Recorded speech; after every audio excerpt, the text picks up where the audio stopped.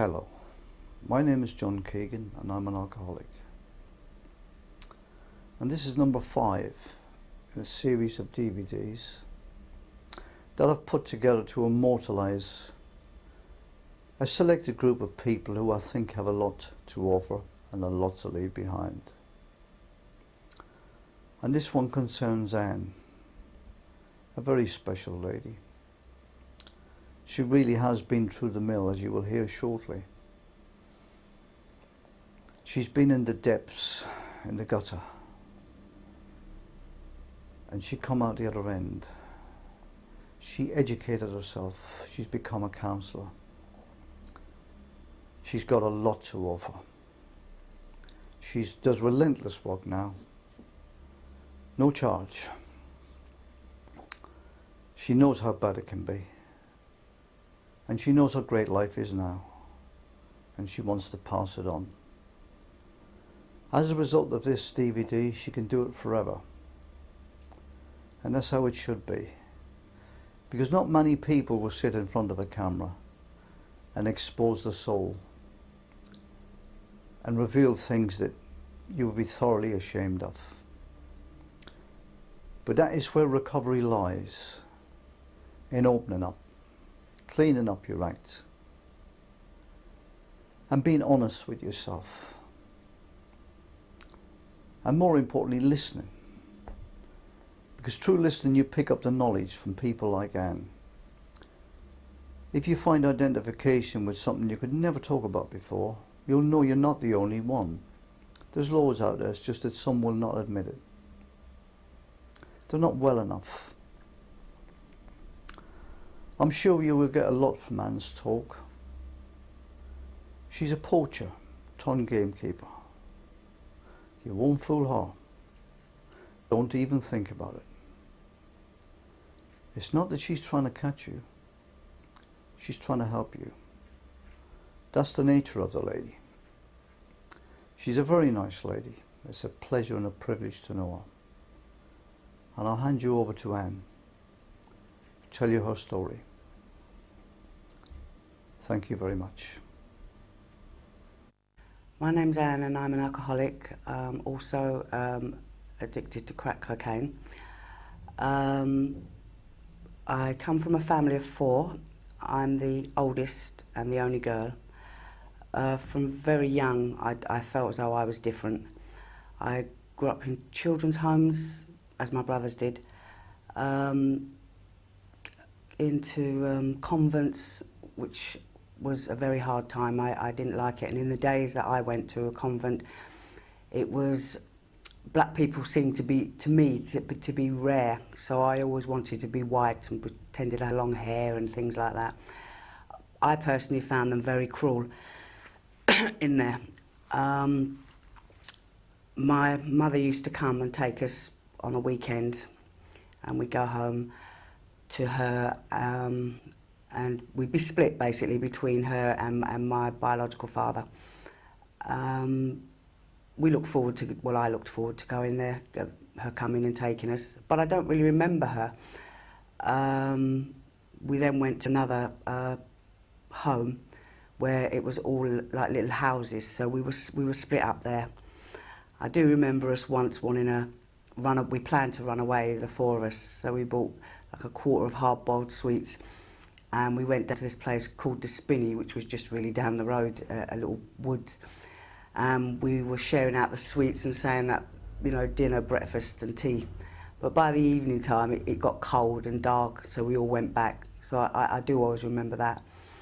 I started running away from there and coming up to London, sitting in clubs all night and basically just walking the streets. Then I got sent to all-girls boarding school, which sounds very posh, but in actual fact it was for naughty girls, not for good girls.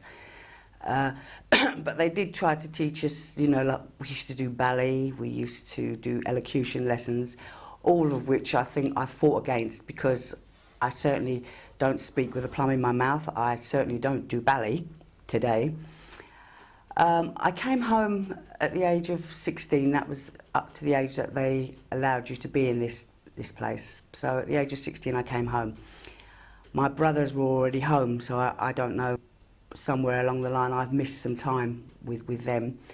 But I soon found I didn't fit in the house, so I left home basically. And then I was working for a little while, then the addiction hadn't taken hold of me, or in the sense that I was drinking or taking drugs, but the behaviour, the sleeping around, the looking for love in men, thinking that sex was basically love, and never being with anybody.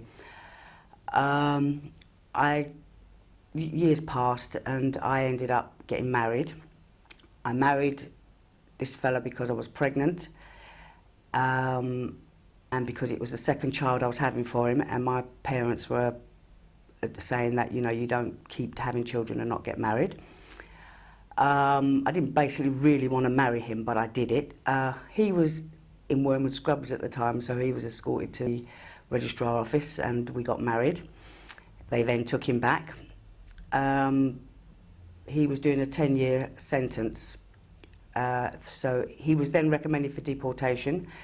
So I divorced him in Albany prison, so not a good start. I then took up with a man who was really, again, still looking for love, a lot older, who ended up being a ponce basically and put me on the streets. And there I was, listening to the speeches of I picked you up from the gutter and made you what you are today, and, you know, me becoming very reliant on him, and believing all what he said. Eventually he was arrested for smuggling drugs, so I was picking up sick men anyway, but didn't recognise it at the time. But what I did do was I ended up meeting a younger man than myself, marrying him and turning it all round and becoming the abuser, in the sense that I ruled, I wore the trousers, and he was just glad to be with me because I had money or was earning money. And I remember the first time I actually took cocaine, and it was it was our first anniversary of my second husband, and he hadn't remembered, like he didn't remember a lot of things, and I waited all day and nothing was said, and then I told him. So he phoned his mummy, and his mummy made arrangements to meet him and gave him £100 to take me out. And what he did was he bought cocaine at the time, and came home with that and a bottle of champagne, I think it was. So I started to snort cocaine then, but I didn't like it. I didn't like it at all. But by then I was now shoplifting and doing basically anything. So this person I used to go shoplifting with was actually on the crack pipe. So one night I said to him, let's have a go at that, because I wanted to see what it was all about. And I tried it, and I didn't think it was any big deal.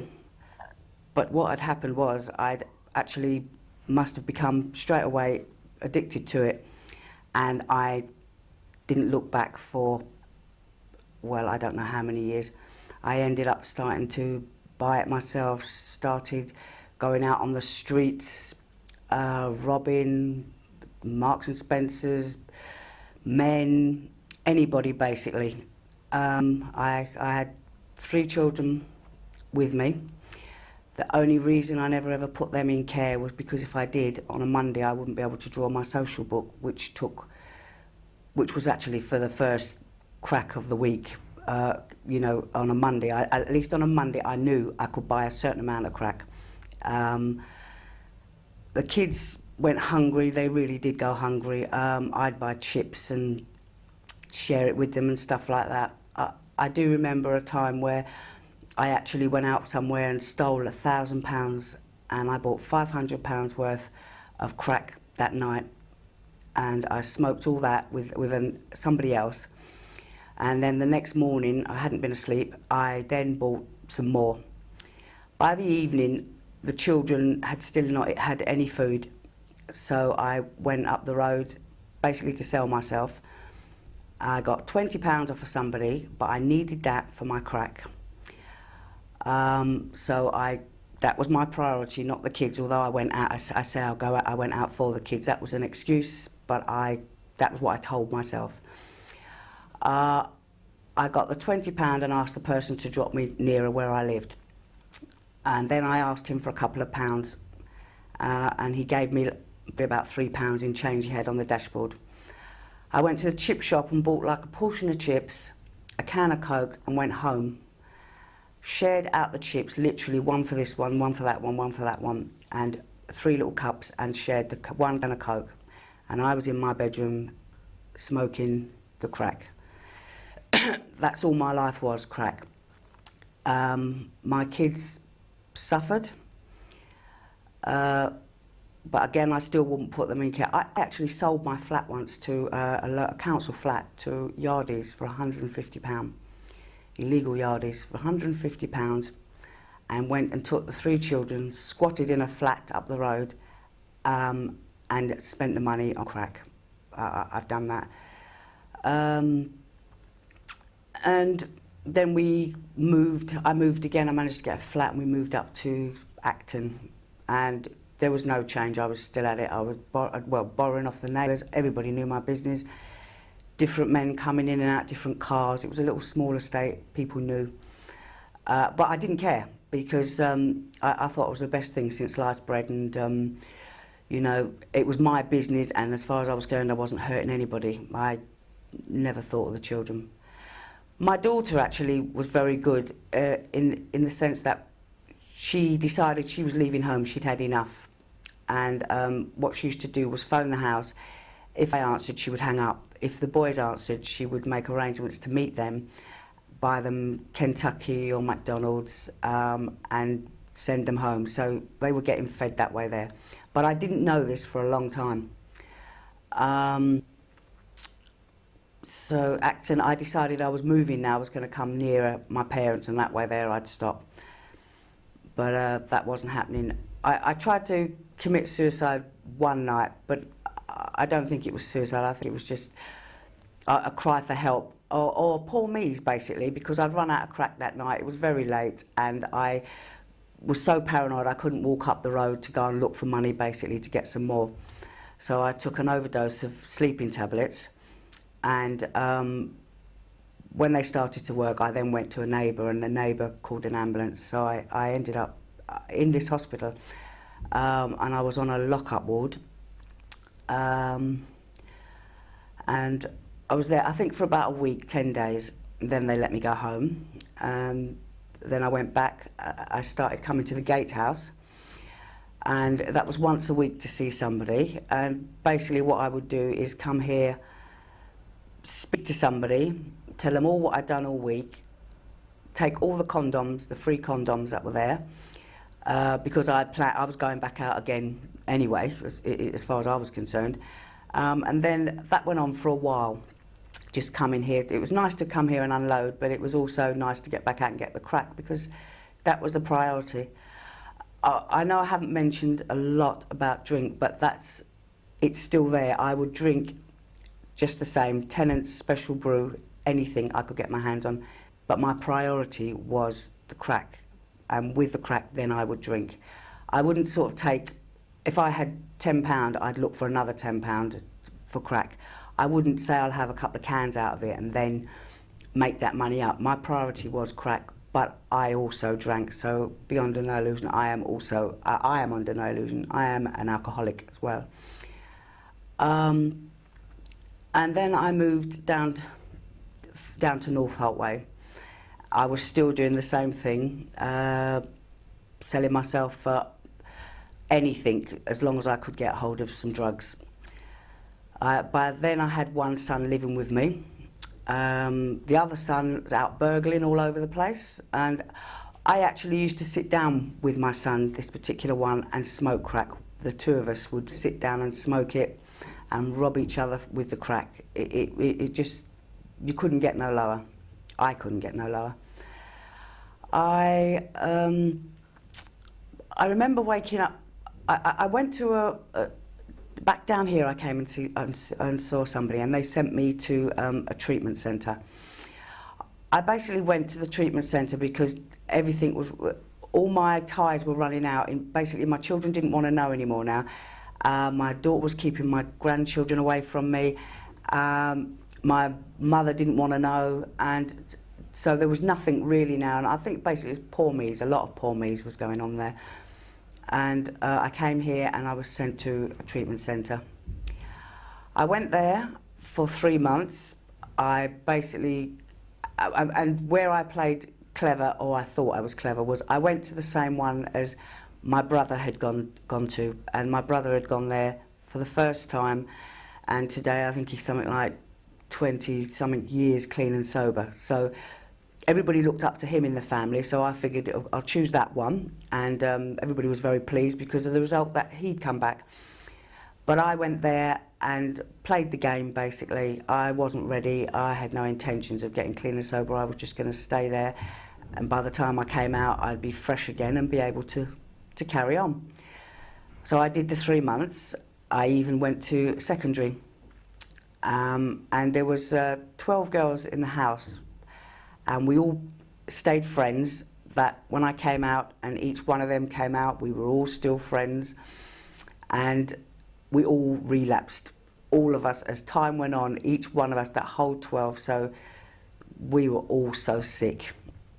But after I came out of there, and within about 6 weeks, I remember by now, because I'd sold everything again, I was sitting in a flat now with no video, an old telly, I'd sold a washing machine, a microwave. I sold everything that could be sold along with myself, and there was just nothing now. And I remember getting up one morning after smoking all night and saying, you know what, God, I don't want to live like this, but I don't want to die. And I made a phone call back to the same lady who had helped me the first time, or tried to help me the first time. She sent me to a place. She said, you're not going to go for an interview, because I trusted this woman, so I would have gone with anything she said. She said, you're not going to go for an interview. I'm going to send you there with a one-way ticket, and you do it.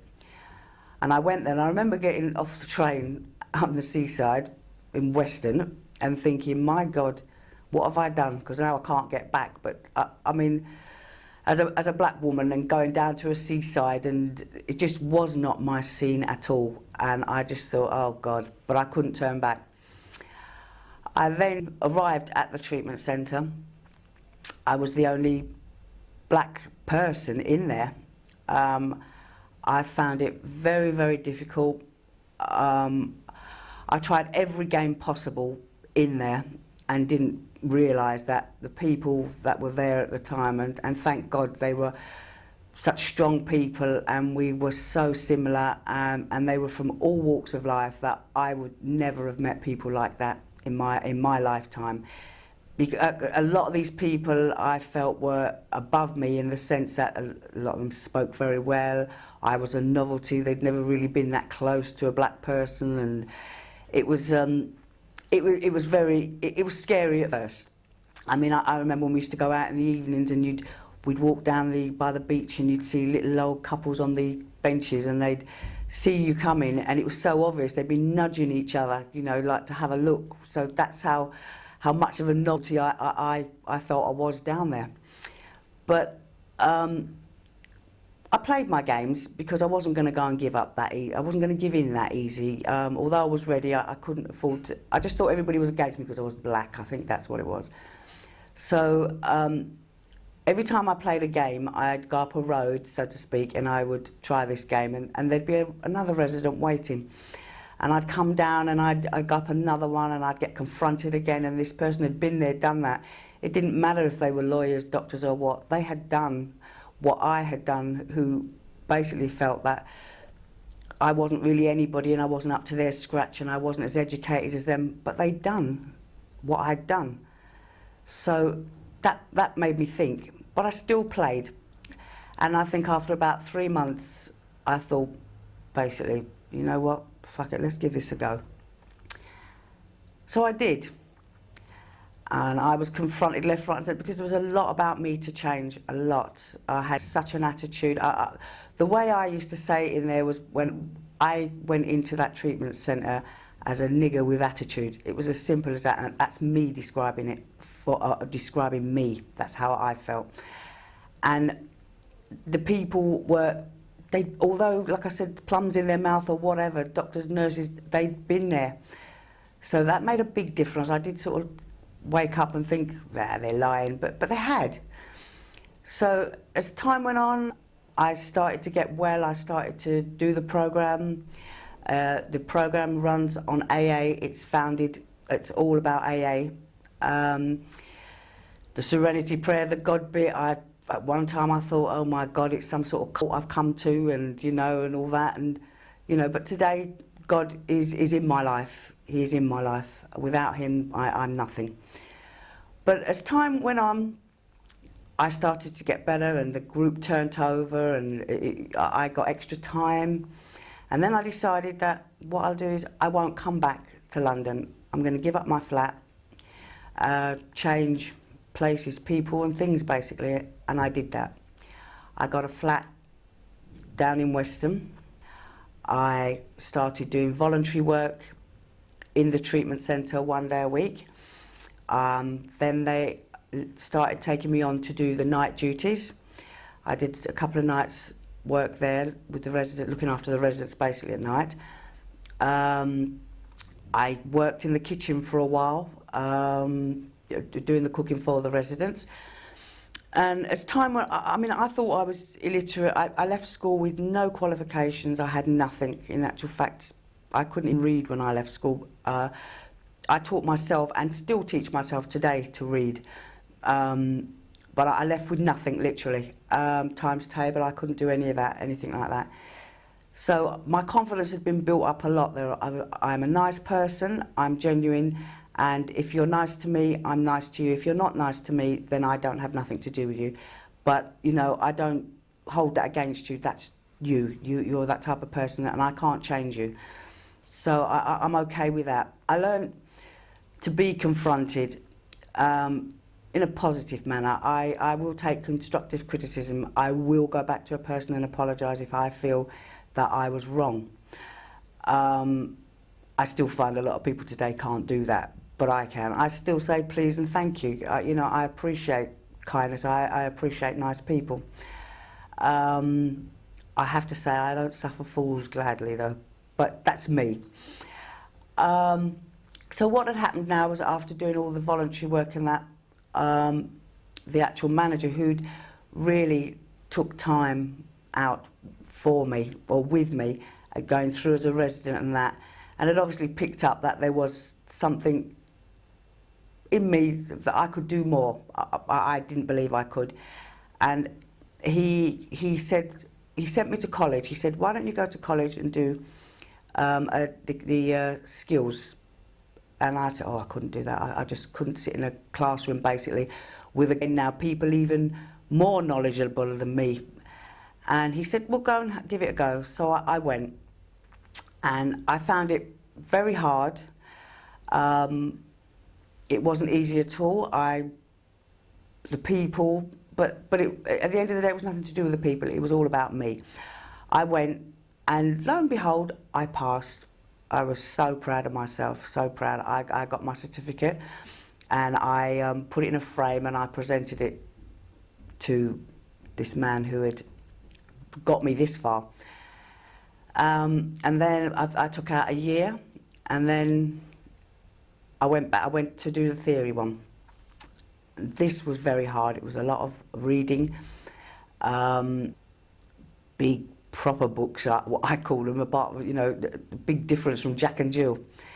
But I went, and I was doing that, and then I remember one day, so I was supposed to be at college. I was about 10 minutes late, and he said, why are you still here? Haven't you gone yet?